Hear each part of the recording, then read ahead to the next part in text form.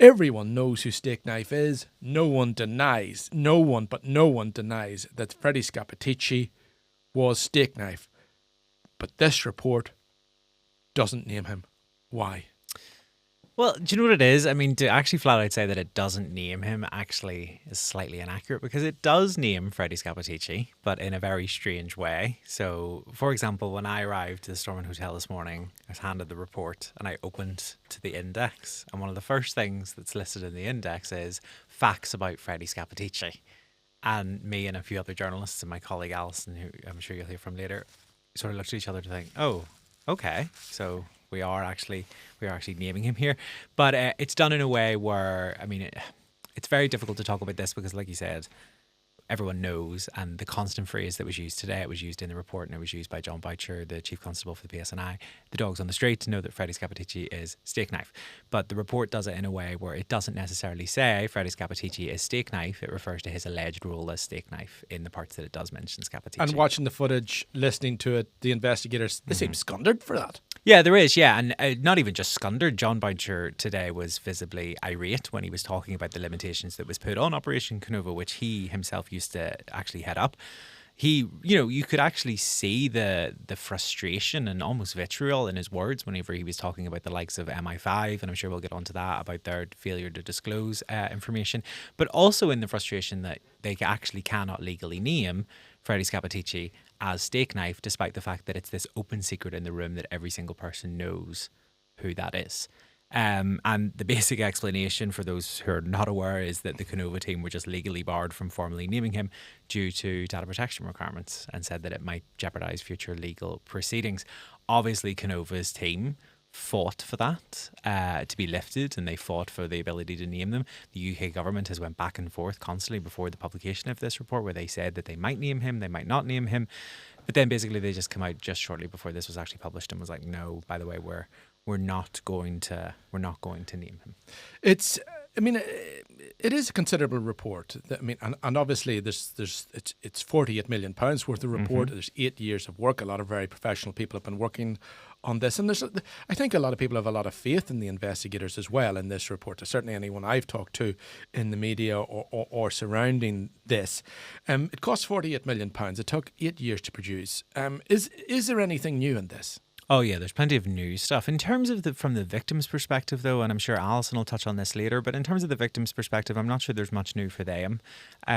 Shortly before we left Stormont Hotel after the publication of the report, there was a family press conference with a few of the people who were victims of Stakeknife's activities, and they sort of give conflicting reports. Where they said something. Some of them said things like a state apology wouldn't mean anything, and they really hope that people don't focus on the constant hullabaloo around the inability to name him, rather than they should actually focus on the crimes that he perpetrated, and the UK government's role in that, the army's role in that, the REC's role in that.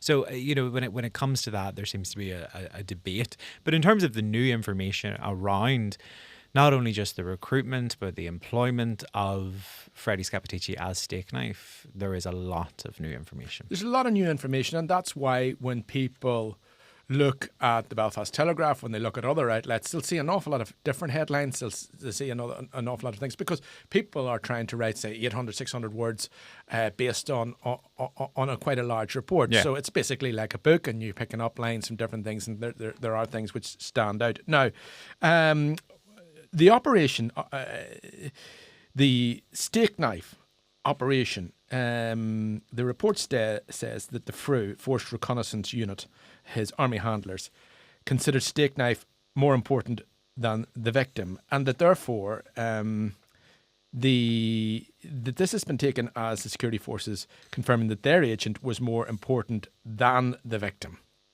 Yeah, because in the interim report that basically was decided, and it was implied very, very, very heavily. But it's very rare that those type of words are put together in black and white.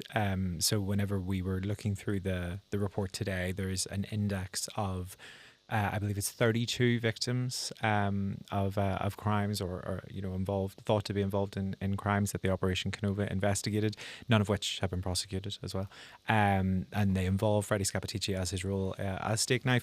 And in one of them, it lists just a few details. The people are not listed there; it's anonymous, but it refers to them as victims. It refers to Freddie Scappaticci bringing someone along to an interview, knowing that this person was going to be abducted. It refers to how Stakeknife's handlers did not want him to get involved. They thought he should stay out of it and everything.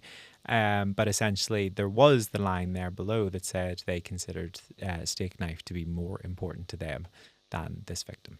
So, and the accusation, I suppose, there's no suppose about it, but the families of those victims will say that the security forces had every opportunity in many of those cases to save their loved ones' lives and didn't do it. Yeah, because in the interim report, which was published last year, it constantly refers to how Freddie Scappaticci probably cost more lives than he saved. And that's why we're talking about this. Now, it's been said even in this podcast in recent weeks that no one became an informer for ideological reasons. Mm-hmm. They didn't wake up one morning having changed their ideology. And I have skimmed through the report, and I'm not sure why Freddie Scappaticci decided not only to become an informer, but an agent. But he sought out that status. So we don't know for what ideological reasons, but we do know that it's something that he wanted to do. He wasn't, to use the terminology, turned. Yeah. And you make a good point there, which is that there is a lot of gaps in Operation Kenova, and this is of no disregard to them because they refer to the gaps and they refer to how information has been lost over time and that they wish they had more information on certain issues. But yeah, I was surprised myself when I flicked to the paragraphs on the recruitment of him. It's essentially just 2 lines, and it refers to how he wanted to inform but didn't really know how to go about getting started. And that's essentially it. And then it just moves on to he's now an informer. So that's basically his recruitment. We obviously did speculate and think, the report might contain a more lengthier explanation because, like you said there, when it comes to a change of ideology, it's not something that people just wake up with in the morning. I thought there would be more information as to what sort of, brought him over to that side of things, but there really, really wasn't. The report literally, like I said, just refers to him wanting to inform. And that's essentially what he did.